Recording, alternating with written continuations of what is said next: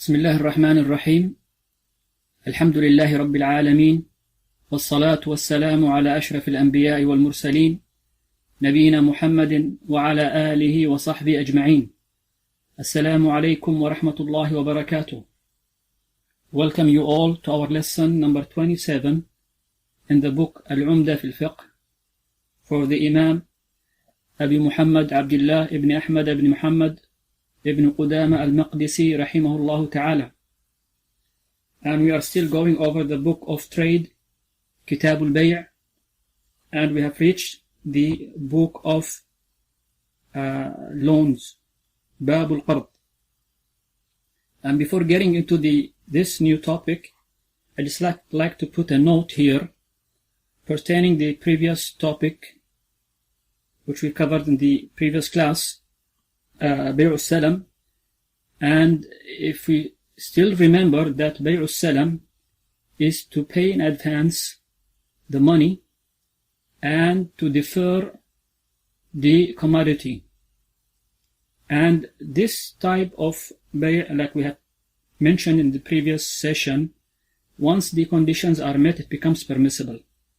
But there might be an issue of which may seem of conflict with the hadith which we have mentioned in the beginning of the book of Al-Bay', the hadith of Hakim bin Hizam, when the Prophet, peace be upon him, told him, لا تبع ما ليس عندك, do not sell what you do not have. So if you realize in this hadith, it talks about not selling anything that you do not have with you or you do not possess. If you realize Bay' al-Salam, also it seems that you are signing a contract to deliver an item which you do not possess or do not have. How do we reconcile between the hadith and this type of Bay' al-Salam, which is mentioned in the hadith of Ibn Abbas in Bukhari and Muslim? The jurist mentioned that the hadith of Hakim ibn Hizam, that it talks about an item which exists, while in the case of the Salam, it talks about a deferred item, an item which does not exist. So in the case of the hadith of Hakim ibn Hizam, to go and sell an existing item which you and the seller can see and pinpoint, here this applies to this type of hadith, the hadith of Hakim ibn Hizam. This type of item or this type of deal cannot be permissible. While in the case of as-salam, you are entitled to deliver an item which does not exist now.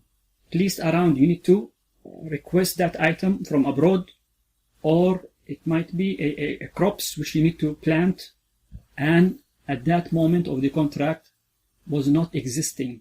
So realize the difference between the two cases.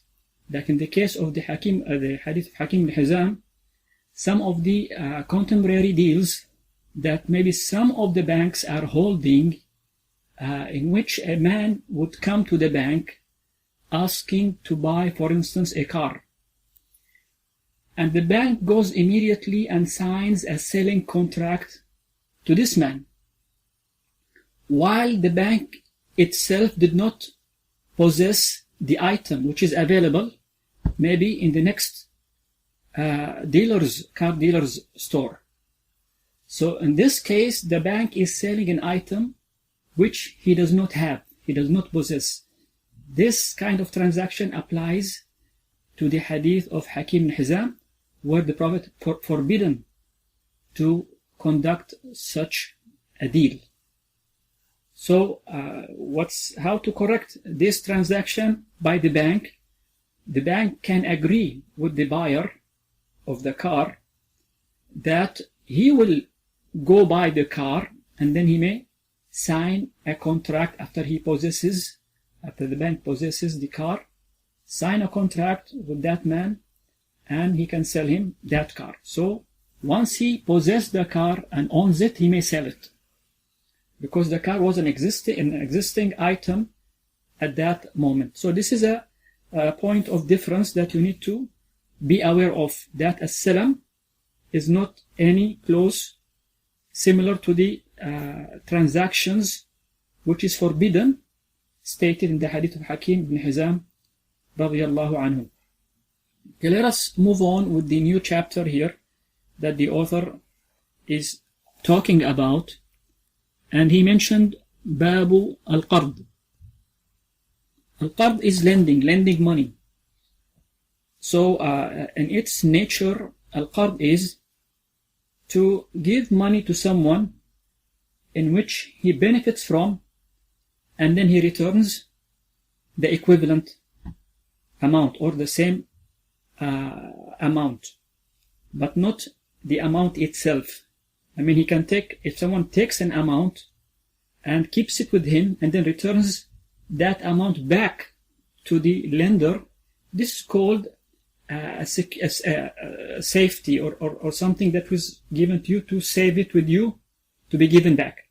But loan, no, you take the same, you take that money, you use it, and you return later on the equivalent amount.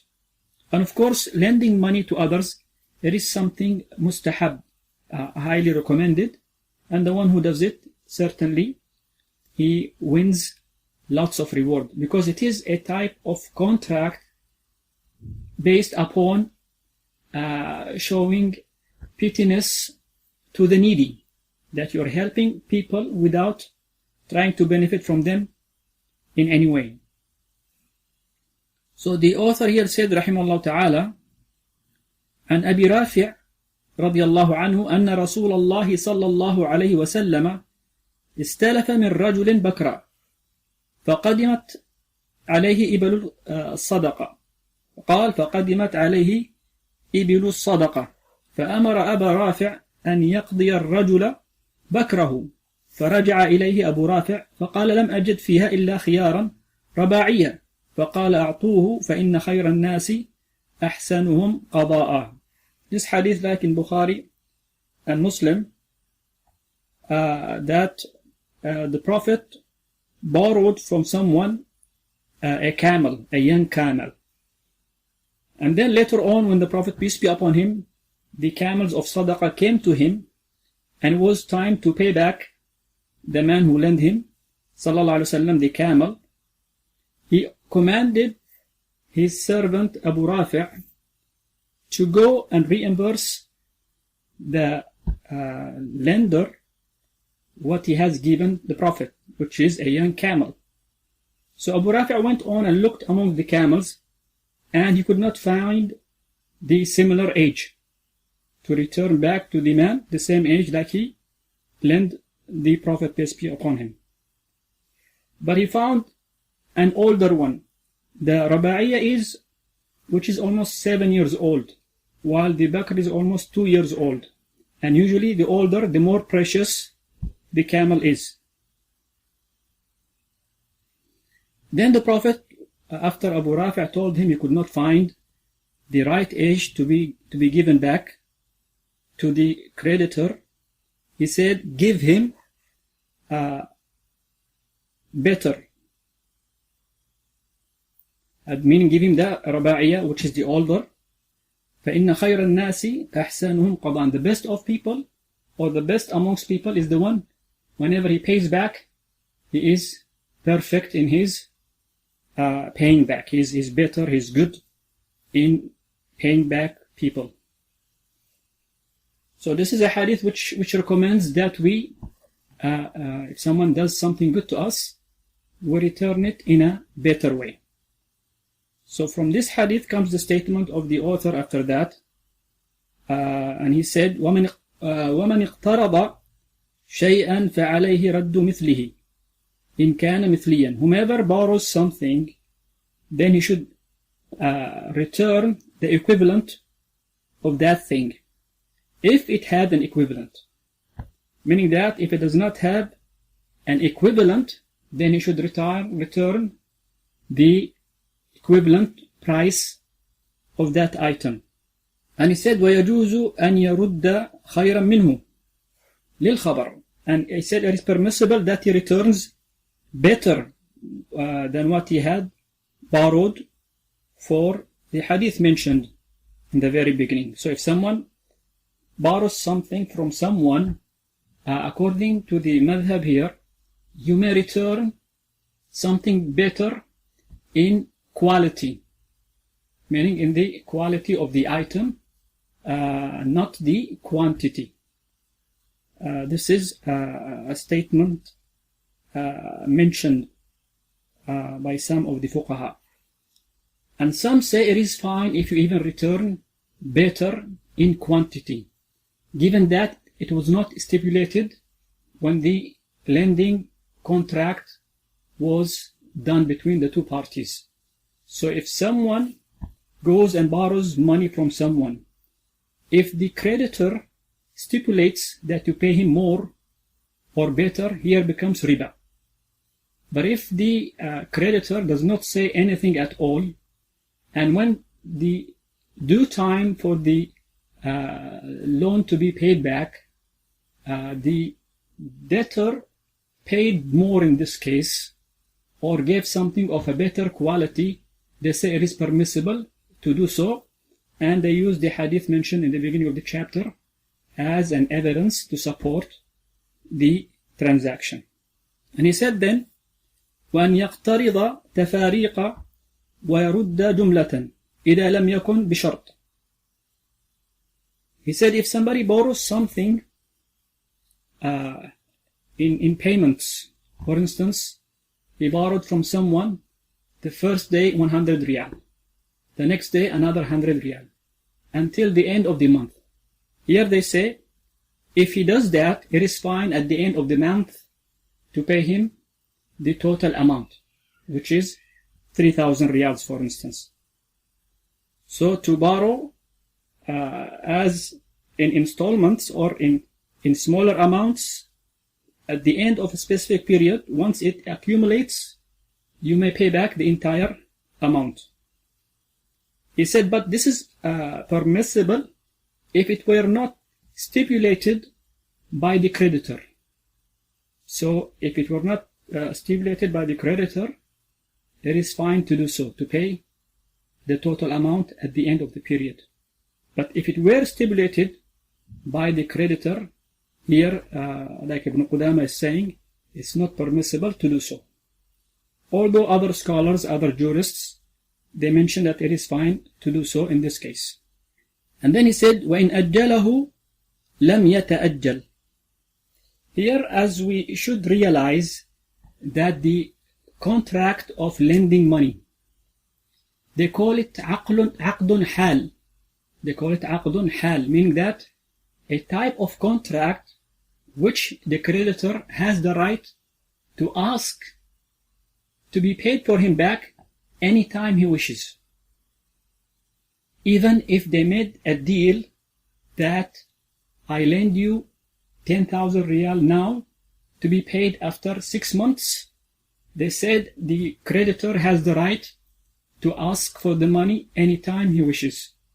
So that's why they classify it as عقد حال, meaning that deserves to be paid immediately, and not a عقد مؤجل. And this is stated here in the madhab, but others said it is fine if they agreed in the very beginning to be paid after 6 months. Then in this case the creditor should not ask the debtor for the money before the due time.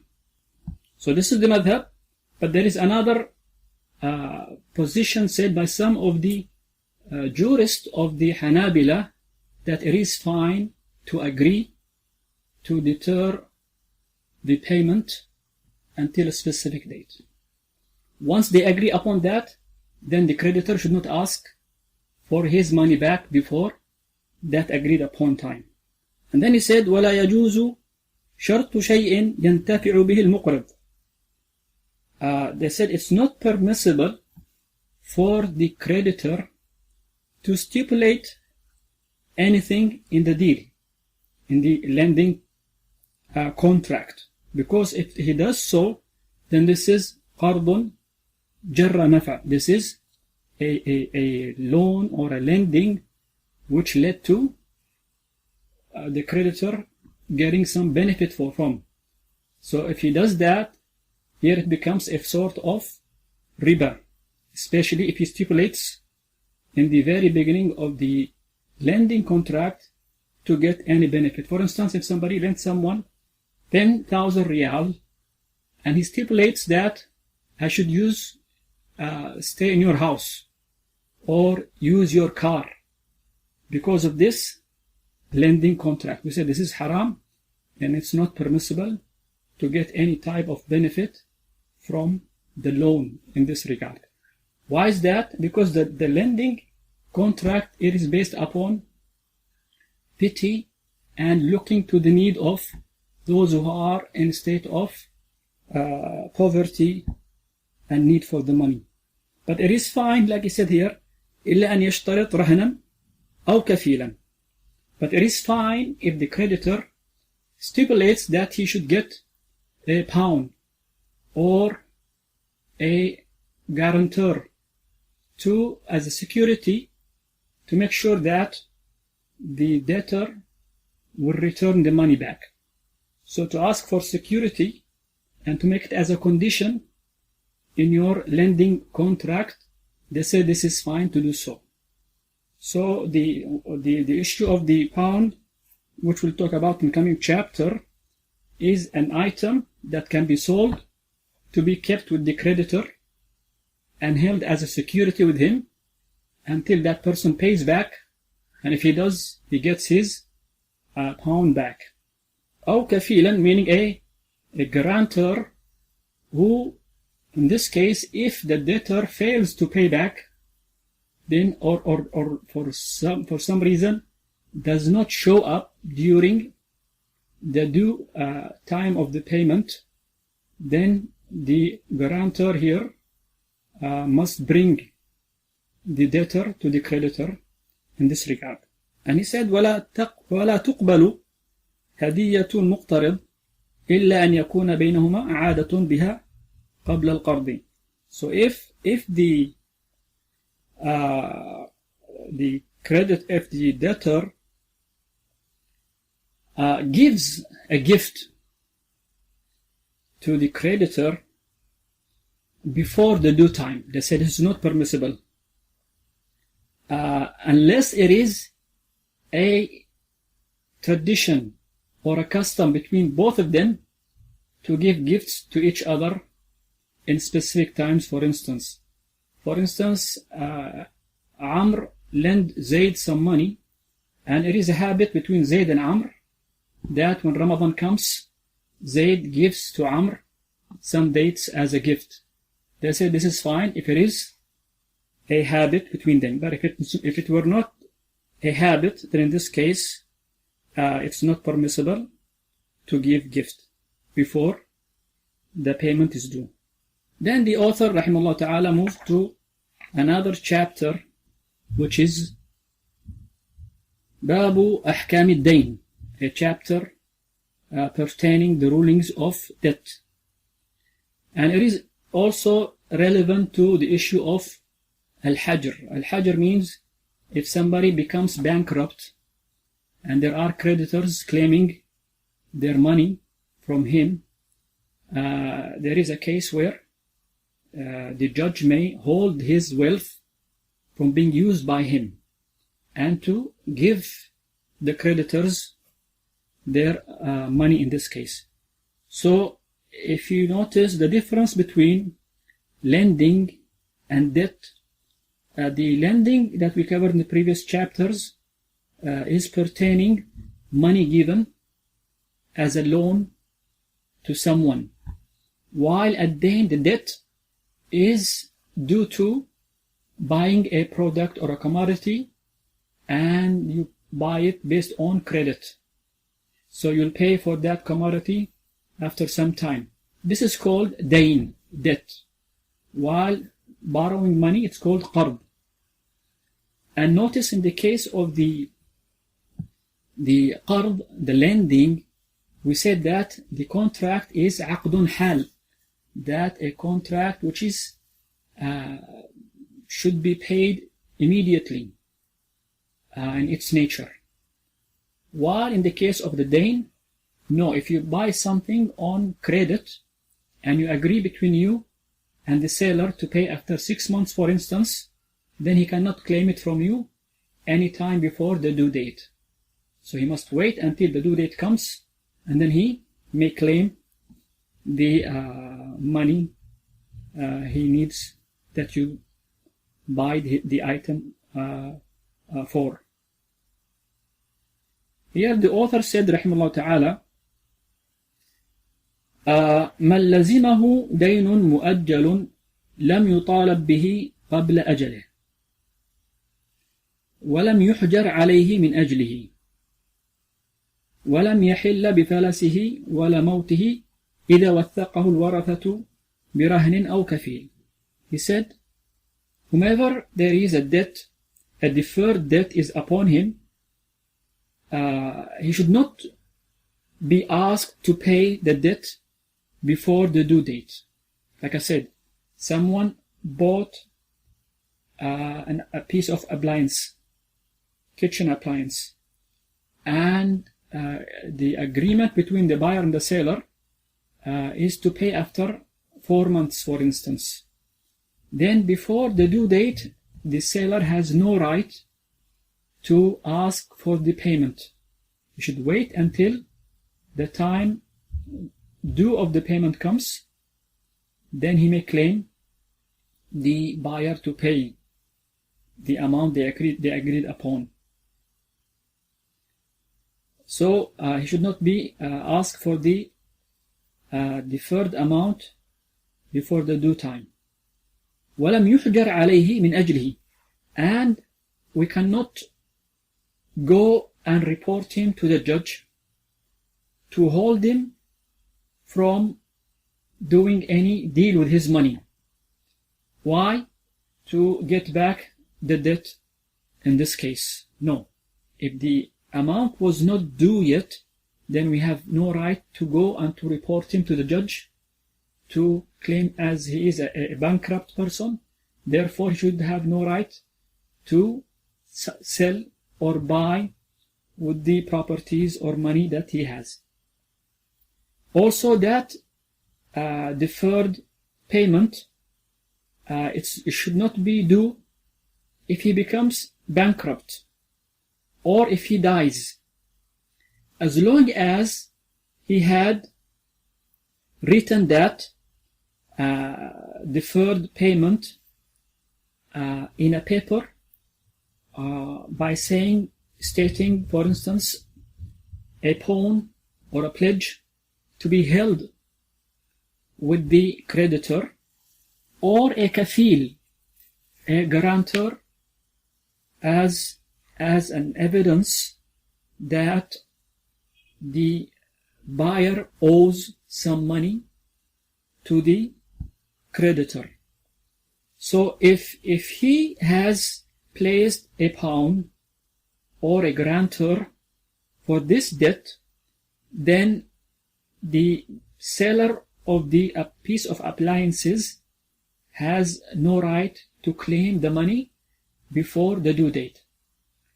But if there was no pawn or pledge or no guarantor in this regard, he has the right to claim the debt, the amount of money, if that person goes bankrupt or if he dies.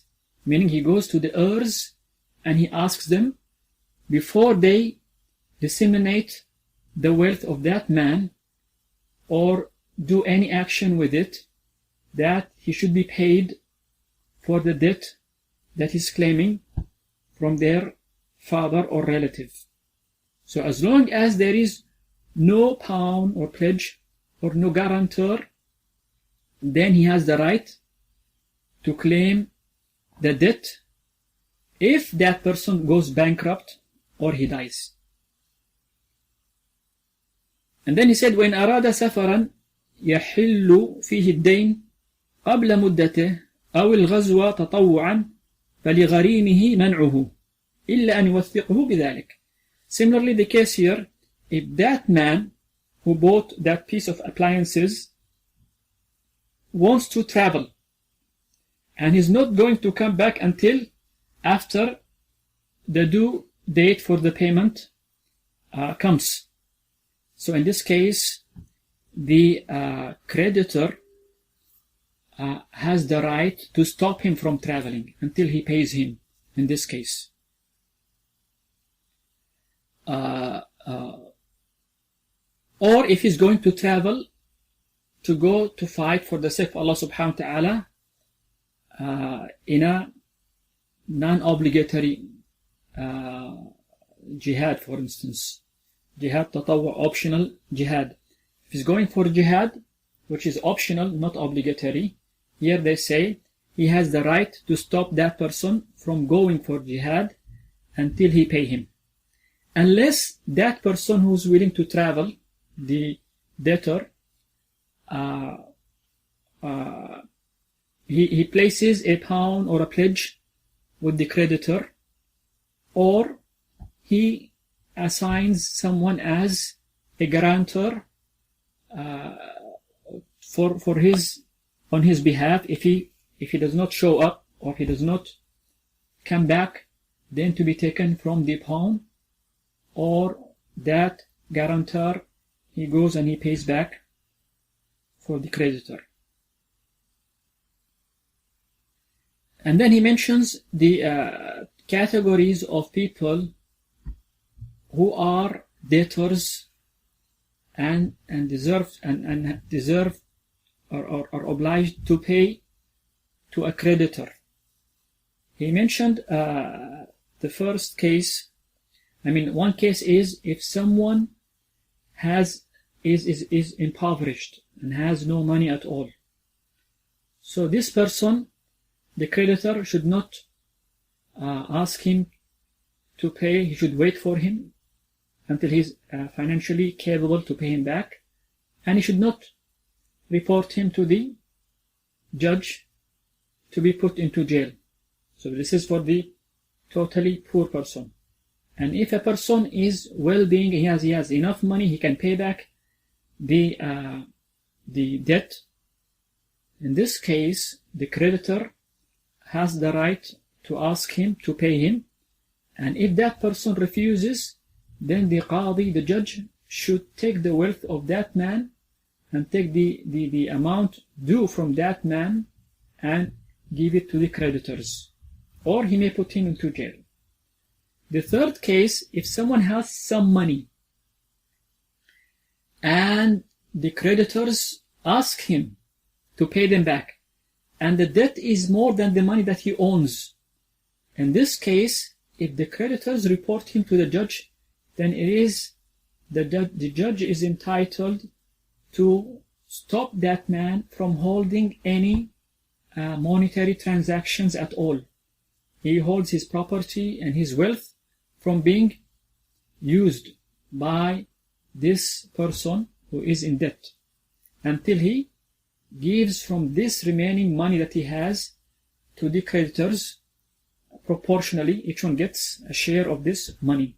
So this is the three categories of people, and the one who deserves to put hajr upon him, to hold his wealth from being used by him, is the one who has some amount and the creditors are claiming their money from him and he's not paying them back while he has some money with him. In this case, or he has a partial amount which may cover some of the debts to those creditors. So let us go over the statement of the author here, who classified these three people and how to deal with them. He said, وَإِنْ كَانَ حَالًا عَلَى مُعْسِرٍ وَجَبَ إِنْضَارُهُ. If the money was due upon an impoverished person, then he must wait in this regard. Meaning that he should not take him to jail or ask him to pay. وَإِنِ ادَّعَى الْإِعْسَارِ حُلِّفَ وَخُلِّيَ سَبِيلُهُ. And if this debtor claims that he is impoverished and he is unable to pay back, and he swears an oath on that, then he is left alone without asking him or putting him into jail or taking him to the judge. He said, إلا أن يعرف له مال قبل ذلك فلا يقبل قوله إلا ببينة. He said, unless it was known that this man have some money before that, used to have some money before that, then he may not swear in this case that he has no money, but he must prove to the judge that he has no money, that he is poor. So he must bring evidences that he does not own any properties, he has no money in his accounts at all. So if he was poor and was not known priorly to have some money, in this case he may swear, and his swear is accepted as an evidence that he is poor and not able to pay back. But if it were known that he used to have some money, in this case he must prove to the judge that he does not have any possession or any property in his possession, he does not have any money in his accounts. So this is the first case. The second case, وإن كان موسرا به لزمه وإن كان موسرا به لزمه وفاؤه فإن أبى حبس حتى يوفيه فإن كان ماله لا يفي به كله فسأل غرماؤه الحاكم الحجر عليه لزمه إجابته. So he said here for the second one, if he were able to pay and the money that he has, the property he owns, is more than what the creditors are claiming, in this case he must pay them the debt. And if he refuses to pay them, then he may go to jail. The judge may put him into jail. So this is the second case. If he has more money with him in his possession than what the creditors are claiming, here he must pay in this case. The third case, فإن كان ماله لا يفي به كله, and if his money is not enough. For instance, the creditors are claiming 100,000 riyals, and this guy only has 50,000 riyals in his possession. So he has 50,000 riyals in his possession. In this case, and his creditors, they go to the judge and they ask the judge to force him to pay, and the due time for the debt was there, then in this case, the qadi, the judge, must accept their claim in this case. فإذا حجر عليه, then the qadi must like hold the debtor from doing any monetary transactions with whatever he has in his hand. His accounts should be frozen. The property that he has, he cannot do any buying and selling with it at all. He said, فإذا حجر عليه لم يجوز تصرفه في ماله. And if the qadi issues a verdict that he should not conduct any monetary transactions with his wealth, then it's not permissible for upon that person in debt to go do any monetary transactions. And he said, وَلَمْ يُقْبَلْ إِقْرَارُهُ عَلَيْهِ, meaning that if this person who is in debt and he is entitled to pay people their money, if he says, this land, it's not mine, it's owned by someone, or this money, I'm just holding it as a security with me for someone else, this confession of his is not accepted from him when he declares it to the qadi. Why? Because it could be that this money is his and he's trying to escape from paying the creditors their money. And then he said, وَيَتَوَلَّ الْحَاكِمُ قَضَاءَ دَيْنِهِ. So after that, the qadi, the judge, is the one to disseminate the debt amongst the creditors. So he takes care of it, the qadi, the judge himself. فيبدأ بمن له أرش جناية من رقيقه. So how does he go about and disseminate the money amongst the creditors? So first he said he should start with arshu jinaya. If there is any blood money this done by his slaves, for instance, one of his slaves went on and committed aggression against someone else, and the judge said that the aggression deserves that the owner of this slave to pay 5,000 riyals. So the qadi, before giving the creditors their money, he should first pay the blood money first in this case. So he said فيدفع إليه أقل الأمرين من أرشها أو قيمة الجاني. So for instance, if this person who is in debt had a slave, and his slave transgressed against someone else, for instance, killed someone else or harmed someone else, and it was said by the judge to pay money for the person who was attacked, for instance. Let's say the amount of money he must pay is 10,000 riyals. In this case, he compares between the amount 10,000 riyals asked to be paid and the cost of the slave. If the cost of the slave is less than the claimed amount, then he gives the slave to the owner of the other slave who was harmed, or the other person who was harmed, he gives him the slave to him, because the claimed amount is more than the cost of the slave. But if the cost of the slave is more than the claimed amount, the amount of the blood money, in this case, he gives the money to the people who are claiming the blood money. And for instance, he pays them if the slave is cost 20,000 riyals and the blood money is 10,000 riyals. So in this case, the one in debt may sell that slave for 20,000 riyals, and he gives the 10,000 riyals to the people who deserve the blood money. So he gives the least amount out of the two, either the slave himself, or he pays the amount of the blood money.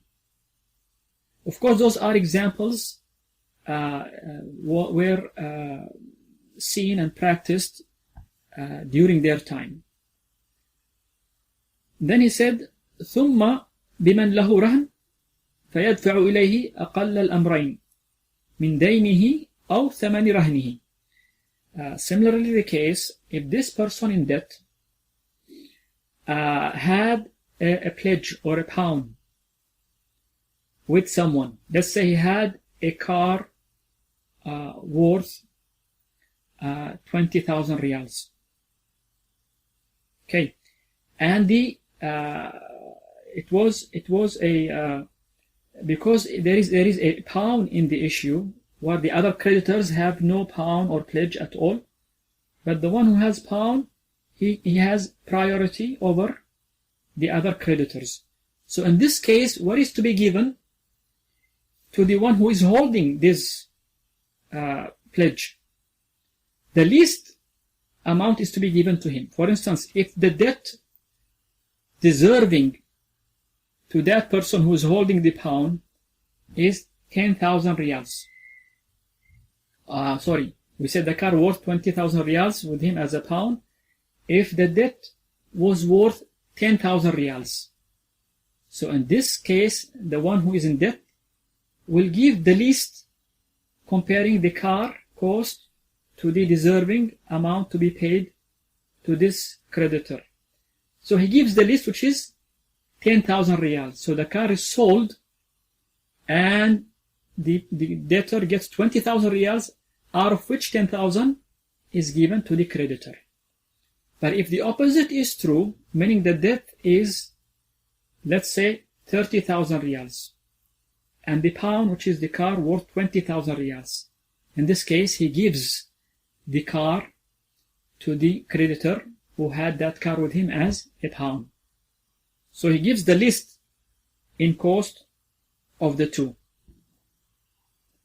And then he said, وَلَهُ إِسْوَةٌ or وَلَهُ أُسْوَةُ الْغُرَمَاءِ فِي دَيْنِهِ. Then the one who had with him a pound, like a car, as a security, if there is a remaining amount, then he may join the other creditors who are claiming money without having any pound or security held with them. So he gets proportionally the percentage of which the debtor has in his account.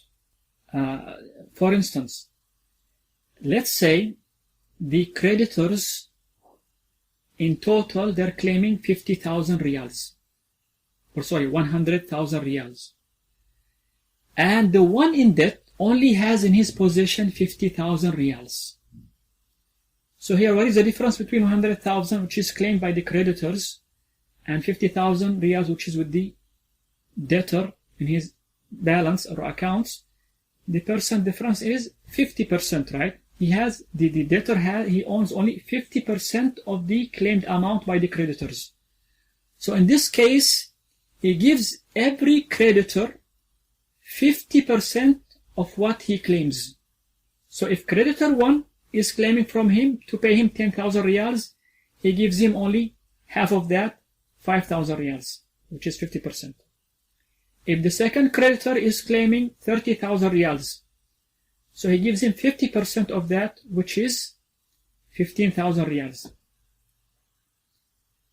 If let's put another example so that the picture will be clearer, inshallah ta'ala. If the creditors are claiming 100,000 riyals and the one in debt only has 60,000 riyals. So here in this case, he pays each one of the creditors 60% of what they claim.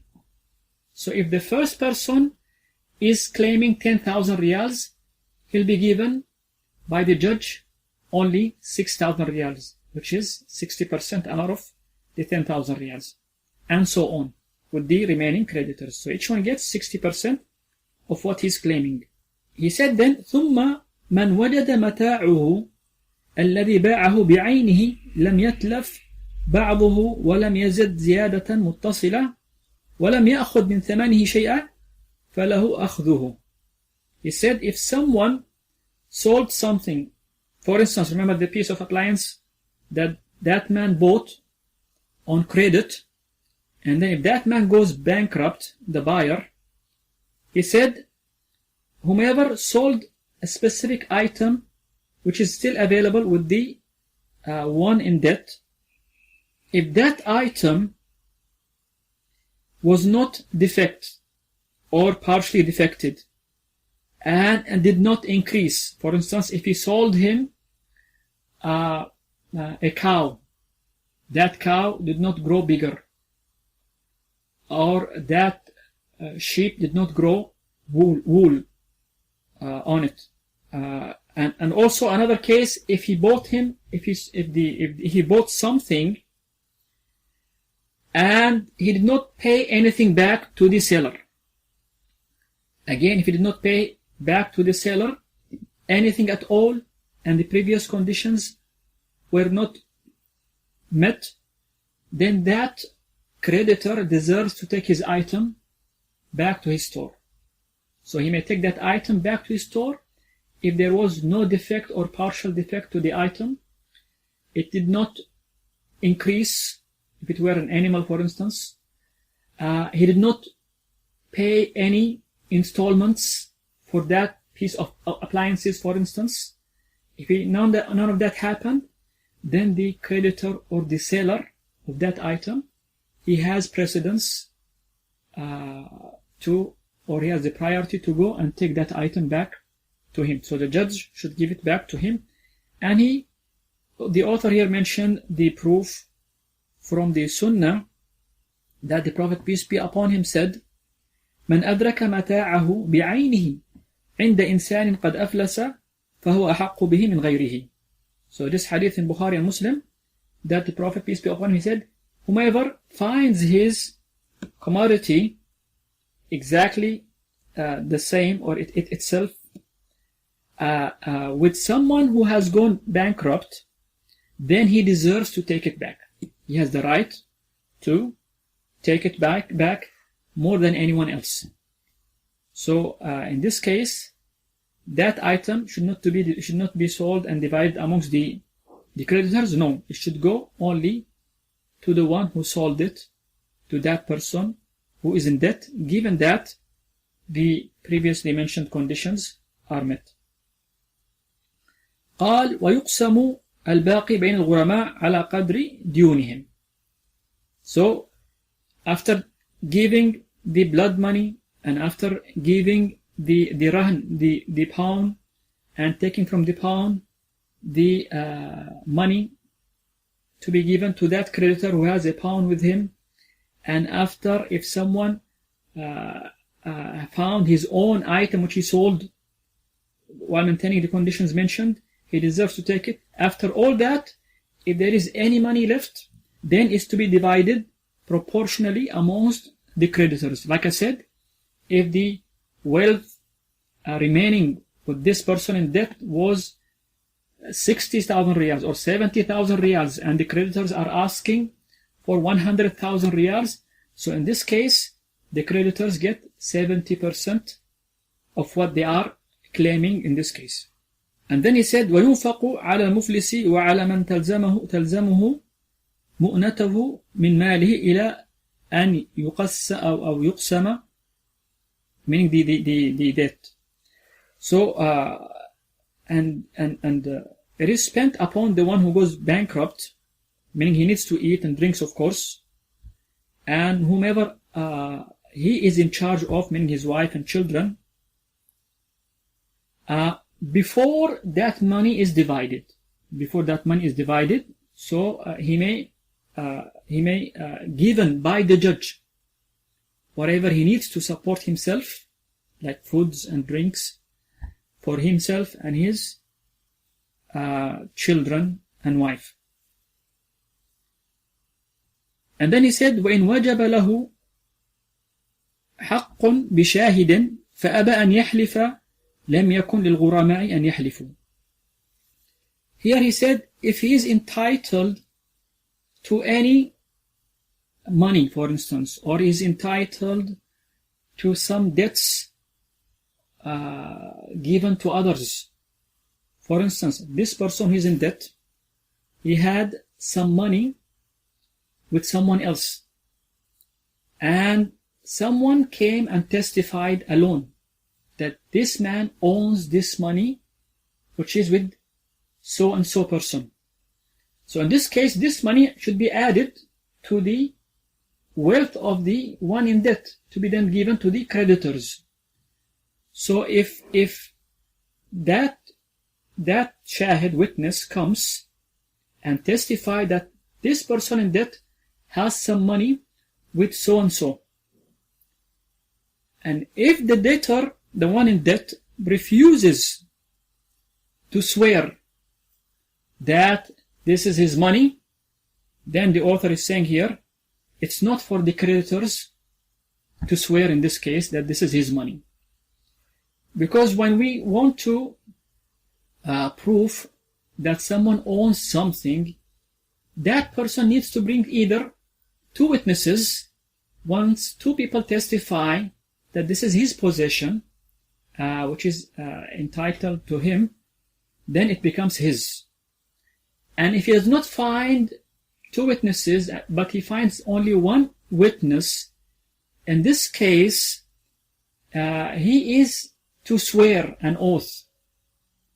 With the one testimony and his oath, he may claim this possession or this wealth to be added to his possession. So this is the way in which we can claim something. Either we have two witnesses, or we have a witness and we swear that this is ours. In this case, he has only one witness, but he refused to swear, maybe because he does not want to be taken and to be disseminated amongst the creditors. In this case, he's trying to escape away from losing that wealth, maybe. So if he refuses to swear, then the creditors are not obliged in this case to swear. So this is the issue of the Ahkam al-Dain, the rulings of debt. Let us quickly go over the next chapter, inshallah ta'ala. And he said, Babul Hawalati wal Daman, a chapter on Hawala. Hawala means to transfer the debt from someone to another. He says, وهي نقل دين من ذمة إلى ذمة, to transfer the debt from one person to another. For instance, if Amr, I owe Amr 10,000 riyals, and I go to Amr and I said, oh Amr, please give me back, and it was due time. I go to Amr and said, please give me back my 10,000 riyals. Amr says, I myself owe Zayd the same amount. Why don't you go collect that money from Zayd instead of I? If I accept to collect it from Zayd, then Amr becomes free from any responsibility, and I should claim my money from Zayd in this case.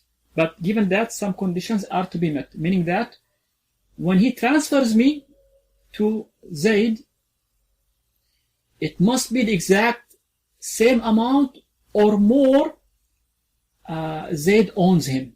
So when Amr transfers me to Zayd, it must be the exact same amount he owes Amr, or he has more than that. So if I claim from Amr to pay me 10,000 riyals, and Zayd owns Amr 20,000 riyals, it is fine for me to go and claim it, if I accept to claim it from Zayd in this case.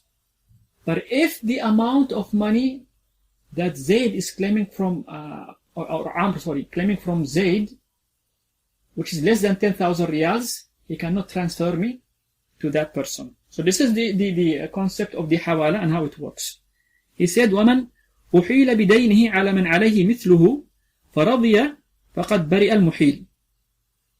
He said, whomever is transferred with that debt upon someone who has the same amount or more, and the one transferred, like myself, accepts, then in this case the one who transferred me becomes free from any obligations, and my debt should be claimed from the second party or the third party he transferred me to.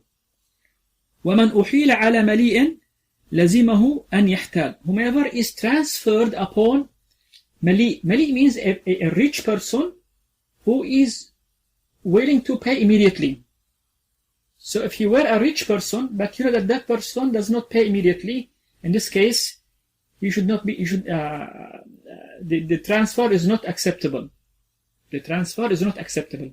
We need to make sure the one whom we are transferred to collect our debt from must be a rich person, capable to pay back, and he is known for paying immediately without delaying the payments. Here he said it becomes incumbent upon the one transferred to accept. But there is, of course, this is the madhab. If Zayd transfers me, or if Amr transfers me to Zayd, and Zayd is rich and known to be a person who pays immediately, it is obligatory upon me to go and accept. While the majority of the scholars, they say no, it is mustahab and it's not obligatory.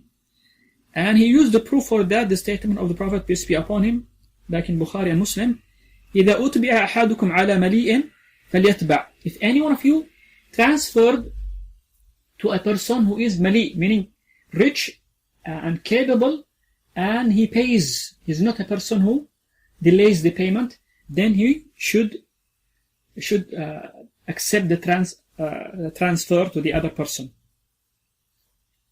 So this is the issue of the hawala. The Shaykh mentioned in this chapter the hawala and the daman. The daman is the guarantee given.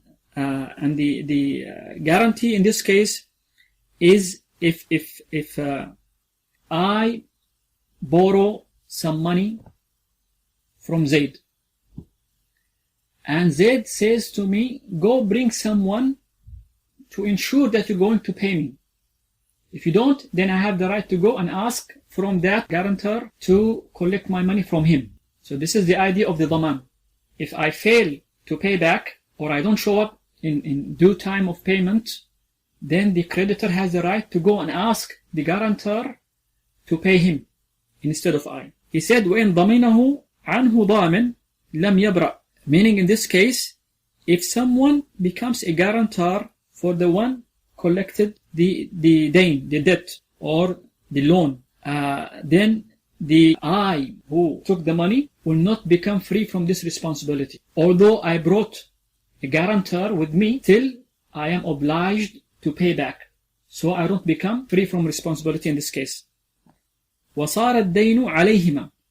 In this case, the creditor has the right to ask any one of us, either I who collected the loan, or the guarantor who stood with me and made a commitment to pay if I fail to pay. So both of us become responsible in this case, and the debt will be upon both of us. Either I pay him or the guarantor with me pays him. وَلِصَاحِبِهِ مُطَالَبَةُ مَنْ شَاءَ مِنْهُمَا. So the creditor has the right to ask any one of us, either myself or my guarantor, for the debt in this case. فإن استوفى من المضمون عنه أو أبرأه برئ ضامنه. So if he gets the money from myself, I pay the creditor, then the guarantor becomes free from any obligations or any responsibilities. Or if I free the guarantor from his guarantee in this case, he becomes free. And then he said, وإن أبرأ الضامن وإن أبرأ الضامن لم يبرأ الأصيل. So if, of course, when I bring a grantor, I who brought the grantor cannot free the guarantor. But the creditor, if he does free the guarantor, then I'm still obliged to pay him in this case. He said, وإن استوفى من الضامن رجع عليه. If the creditor gets his money from the guarantor whom I brought, or I chose to be my guarantor if I fail to pay, if he gets the money from the guarantor has the right to come back to me and claim the money, because he paid from his pocket on my behalf in this case. He paid my debt. So the guarantor has the right to ask me to pay him back what he paid in this case. And then the last sentence here, the Sheikh mentions a third type of person, which is al-kafala. Al-kafala, in this case, we have al-dhamin, who is the guarantor, and we have the kafil, who is a person carries a similar duties like the guarantor, but his duty is if the one who is in debt fails to pay back, then he is obliged to bring the debtor physically to the creditor. So al-dhamin, the guarantor, he brings the money. The kafil, he brings the debtor physically himself to the creditor. So this is the difference between al-dhamin, the guarantor, and the kafil, like the surety in this case. The surety brings the debtor physically to the creditor, and the creditor may collect the money from the debtor himself. But if, in the case of the kafil, if the debtor disappears or does not show up at all, then the creditor has the right to ask the kafil, the surety here, to pay him the debt. He said, وَمَنْ تَكَفَّلَ بِإِحْضَارِ مَنْ عَلَيْهِ دَيْنٍ. Whomever takes the assurance or makes an obligation to bring the one in debt physically, and he fails to do so In this case, لزمه ما عليه. He must pay the debt that the creditor deserves or is claiming. So the kafil, the one who is, he was appointed by the debtor as a kafil, meaning that if the debtor fails to pay or does not show up, the kafil must go and bring the debtor physically to the creditor.